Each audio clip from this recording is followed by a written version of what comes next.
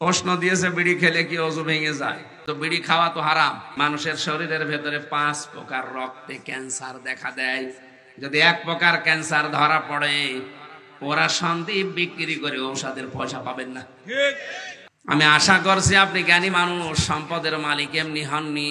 আপনি আশা করছে পরিবর্তন হবেন। প্রশ্ন দিয়েছে বিড়ি খেলে কি ওযু ভেঙে যায়? না, বিড়ি খেলে ওযু ভাঙে না, কিন্তু বিড়ি খাওয়া তো হারাম। হারাম হওয়ার জন্য যে 3টা শর্ত লাগে, এক নাম্বার হচ্ছে অবৈধ, 2 নাম্বার ওটা নাপাক, 3 নাম্বারে ওটা অশ্লীল। বিড়ি খেলে সবচাইতে বড় ক্ষতি হয়, এই মানুষের ভেতরে যে হাড় আছে এটা নষ্ট হয়ে যায়। তার মানে এটা ক্ষতিকারক, এই জন্য এটা হারাম। এখন হারাম হওয়ার জন্য তো কোরআনের আয়াত লাগবে, দলিল লাগবে, হাদিস লাগবে অথেন্টিক, যেটা মুতাওয়াতির হাদিস। সূরা আরাফের 157-58 নাম্বার আয়াতের মাঝের অংশে পাবেন, ইউহিল্লু লাহুমুত তাজ্জিবাত ওয়া ইউহাররিমু আলাইহিমুল খাবাইস। আমার নবীকে আমি পাঠিয়েছি, তিনি সমস্ত পবিত্র জিনিস হালাল করেছেন, আর যত নাপাক জিনিস সবগুলো তিনি হারাম করেছেন। সুতরাং বিড়ি খাওয়া বন্ধ করেন, এটা খাবেন না। 3 নম্বরে ওই মানুষগুলোকে আল্লাহ সবচাইতে বেশি অপছন্দ করেন যারা দুনিয়াতে অহংকার করে সম্পদের, যেমন কারুন। কথা বলে না কেন? সূরা কসসের ভেতরে আল্লাহ এত বেশি কথা তার নামে বলেছে, আমি তো আশ্চর্য হয়েছি। ওকে নাকি আল্লাহ এখনো পর্যন্ত প্রতিদিন 1 বিগত করে মাটির নিচে গাড়তে আছে, কিয়ামত পর্যন্ত গেড়েই যাবে। এই জন্য অহংকার করা যাবে না সম্পদের। আপনি আর কয় টাকার মালিক হয়েছেন? বিশ্বের বিভিন্ন দেশে ঘোরার পরে আমি যেটা বুঝেছি, মানুষের শরীরের ভেতরে 5 প্রকার রক্তে ক্যান্সার দেখা দেয়। যদি এক প্রকার ক্যান্সার ধরা পড়ে, ওরা সন্দীপ বিক্রি করে ঔষধের পয়সা পাবেন না। 2-3 তলা বাড়ি একটা বানিয়ে কিছু কোটি টাকা ব্যাংকে রেখে মনে করছে আমি কি হনুরে। আরে ওইটা 2 দিনের ভেতরে আল্লাহ পথে নামাতে বেশি সময় নেওয়ার কথা না।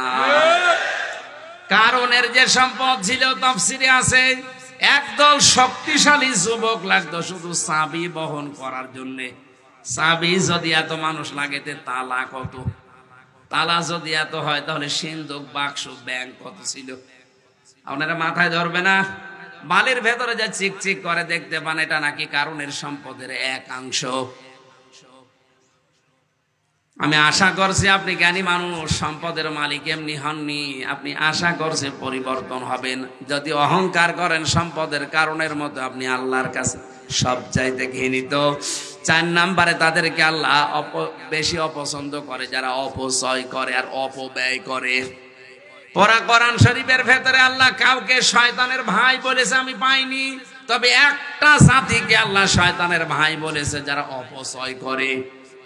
শব্দটা হচ্ছে অপচয় আর অপব্যয়, দুইটাই হারাম। দুইটাই কি হারাম? অপচয়ের শব্দের শাব্দিক অর্থ তাফসীর, আর অপব্যয়ের শাব্দিক অর্থ বাংলায় হচ্ছে ইসরাফ। কোন বৈধ জিনিস যদি কেউ বেশি করে কেনে, ওইটা হচ্ছে ইসরাফ। কথা বুঝতেছেন? আমার 2 কেজি আম লাগবে, টাকার গরমে আমি 10 কেজি আম কিনে 8 কেজি পচালাম, এটা ইসরাফ, হারাম। আর তাফসীর বলা হয় যেটা অবৈধ জিনিস, যেমন মদ তো হারাম, এরপরে আমার টাকা পয়সা খরচ করে খেলাম, এটার নাম কি? তাফসীর। এটার নাম কি? দুইটাই হারাম। আল্লাহ নিজে অপচয় করেন না, অপচয়কারীকে তিনি পছন্দও করেন না। আল্লাহ পাক যে অপচয় করেন না, তার প্রমাণ আমার এই শরীর।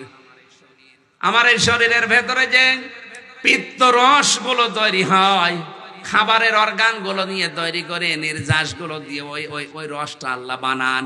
বিজ্ঞান এখন কম্পিউটারের ভেতরে দেখতে পাচ্ছে, যতক্ষণ মানুষের পেটে খাবার থাকে ওই রসটা ফোটা ফোটা হয়ে পড়ে। যখন খাবার থাকে না, ওই রসটা দামি রস, এই জন্য আর পড়ে না, অটোমেটিক মুখ বন্ধ হয়ে যায়। 5 নম্বরে যারা আমানতের খেয়ানত করে, আর এইটা বাংলাদেশে সবচাইতে বেশি। আমরা মনে করি আমানতের খেয়ানত মানেই হচ্ছে টাকা দিলাম 10,000 ফেরত দিল না, এইটা না। যেই চেয়ারে যেই লোকটা বসার যোগ্যতা রাখে না, ওই লোকটাকে যদি জোর করে হোক আর যে কোনো কায়দায় ওই চেয়ারে বসানো হয়, এটা খেয়ানত। আজ এই বাংলাদেশের দিকে তাকান, অনেক মন্ত্রণালয়ে এমন এমন মানুষকে বসিয়েছে যে ওই বিষয়ে কোনোদিন পড়াশোনা করেনি। আমি নাম নিলাম না, আরে ভাই, আপনি সারা জীবন করেছেন মাস্টারি, শিক্ষকতা। আপনারা যদি এখন কৃষি মন্ত্রীর দায়িত্ব দেওয়া হয়, বলেন তো আপনি কি কোনোদিন চাষ করেছেন? যে ওই বিষয়ে অনার্স মাস্টার্স করা, যার ওই বিষয়ে জ্ঞান আছে, তারে ওই দায়িত্ব দেওয়া দরকার। এমন মানুষকে এমন দায়িত্ব দিয়ে দিচ্ছি যে লোকটা জীবনে ও বিষয়ে একেবারে অনভিজ্ঞ, কিছু জানে না। ওই জায়গাটা তখন ভালো হবে না, ধ্বংস হবে। যেটা আমানতের খেয়ানত যারা করছেন, আল্লাহর কাছে সবচাইতে অপছন্দনীয়।